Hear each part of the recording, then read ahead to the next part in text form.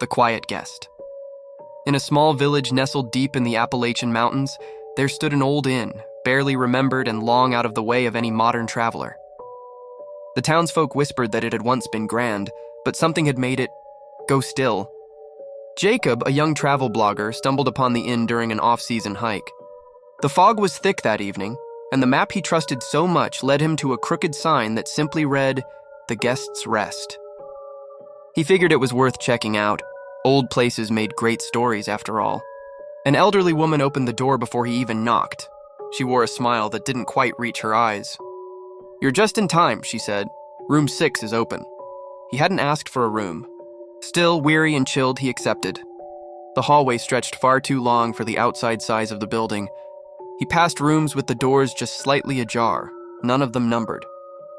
Only room 6 had a number carved into the wood. The room was simple. No television, no clock, and the mirror over the dresser was draped with a black cloth. When he asked the innkeeper about Wi-Fi, she only replied, "No devices." He doesn't like the noise. "He?" She smiled again, the quiet guest. "He stays in room 7. Jacob hadn't seen a room 7. He didn't ask further. That night he heard it.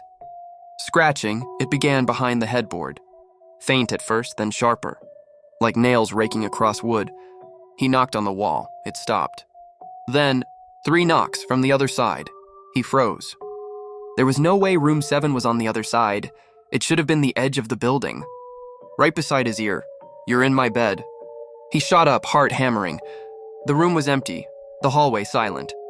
He tried to leave, but the door wouldn't open. The mirror's cloth had fallen. In its reflection, he saw the room behind him, and a figure standing by the window. Tall, gray-skinned, its eyes all black. Just staring, he turned nothing.